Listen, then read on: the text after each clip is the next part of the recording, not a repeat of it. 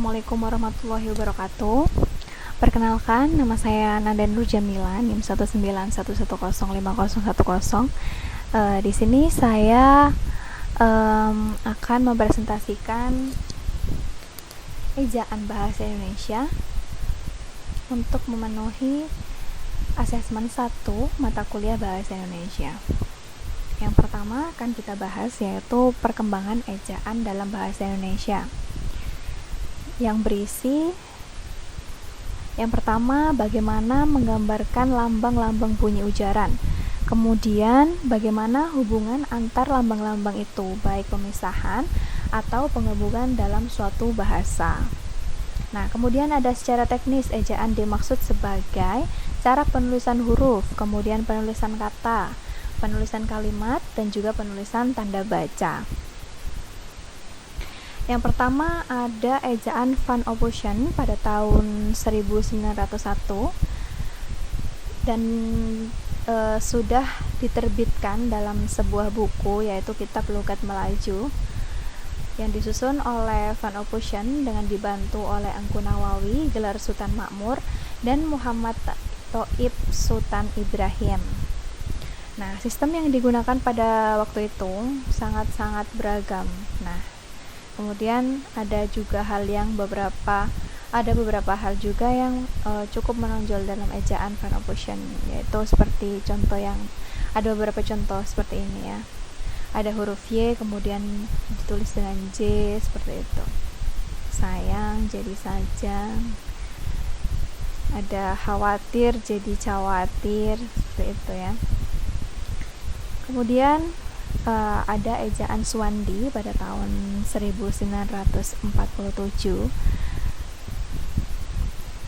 Ejaan ini disebut juga dengan ejaan Republik, yaitu ejaan baru yang disusun oleh Mr. Suwandi yang bertujuan untuk menyempurnakan ejaan yang berlaku sebelumnya, yaitu ejaan Van Ophuijsen. Kemudian juga bertujuan untuk menyederhanakan sistem ejaan bahasa Indonesia. Kemudian diresmikan pada tanggal 19 Maret 1947. Nah, ini terdapat beberapa perbedaan pada ejaan Republik dan juga ejaan Van Ophuijsen. Nah, seperti ini.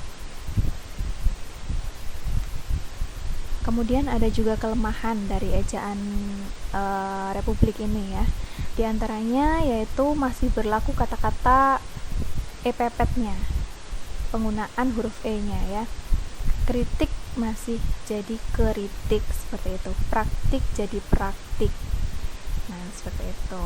Kemudian ada juga ejaan pembaharuan pada tahun 1957 yang direncanakan untuk memperbaharui ejaan Republik.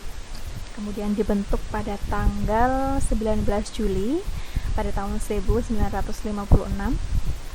Nah, konsep pembaruan ini dikenal dengan ejaan Priyono Katopo. Diambil dari dua nama tokoh yang pernah mengetuai panitia ejaan pada waktu itu. Ada juga perubahan-perubahan ya dalam ejaan pembaharuan ini. Seperti yang ada di contoh ini, perubahan penggunaan penggabungan dua huruf menjadi satu, kemudian penggunaan diftong seperti itu. Nah, kemudian ada ejaan Melayu atau Melindo pada tahun 1959.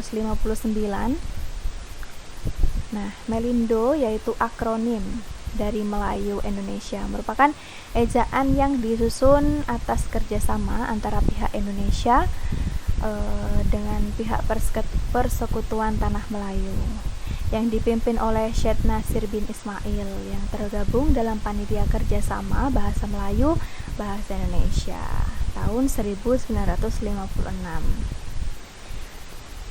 Nah, ini juga perubahannya, penggabungan dua huruf menjadi satu. Contohnya seperti cinta gitu, jadi cinta, jadi nyonya seperti itu ya.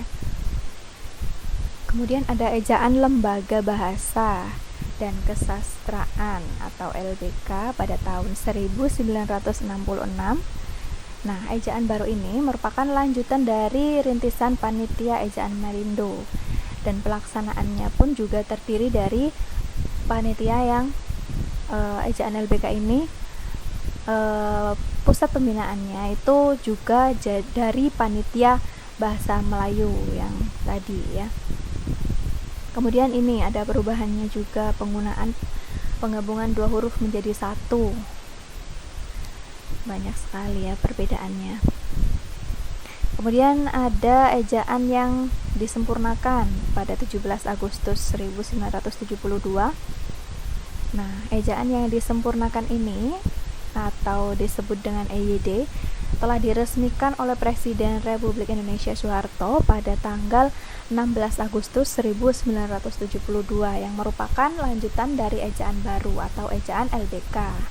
Nah, namun ada hal-hal lain yang bersifat khusus yang belum diatur dalam pedomannya, yaitu disesuaikan dengan bertitik tolak pada pedoman umum itu. Nah, Republik terutama ejaan Republik ya, yang dipadukan pula dengan konsep-konsep ejaan pembaharuan dengan ejaan Melindo dan juga ejaan baru ini yang telah disempurnakan. Kemudian ini ada perubahan dari ejaan yang telah disempurnakan pada tanggal 17 Agustus. Agak sama ya dengan ejaan yang sebelumnya. Mungkin lebih spesifik ini ya, resmi ya, di kantor, dibelikan, ya mungkin sekarang kita pakai ya sehari-hari. Kemudian ada penulisan ejaan dan juga tanda baca. Ada konsepsi ejaan yang pertama, yaitu keseluruhan pelambangan bunyi bahasa, penggabungan dan juga pemisahan kata, penempatan tanda baca dalam tatanan satuan bahasa. Berdasarkan konsep ejaan tersebut, ada beberapa cangkupan bahasa ejaan yang membicarakan bagaimana sih huruf vokal dan konsonan, penggunaan huruf kapital dan kursiv yang tepat, kemudian penulisan kosakata dan bentukan kata yang benar, seperti itu ya. Ada penulisan unsur, serapan, afiksasi dan kosakata, kemudian penempatan dan juga pemakaian tanda baca. Nah, kemudian ada kaidah penempatan ejaan dalam penulisan, yaitu dalam buku pedoman yang telah disempurnakan ada penulisan ejaan yang telah diatur, yaitu ada pemakaian abjad, huruf vokal, kemudian konsonan dan juga abjad. Ada titik koma, titik dua, ada juga penulisan huruf besar dan banyak sekali ya yang sekarang kita pelajari di bahasa Indonesia ini. Nah, mungkin itu saja yang dapat saya sampaikan. Terima kasih dari saya. Wassalamualaikum warahmatullahi wabarakatuh.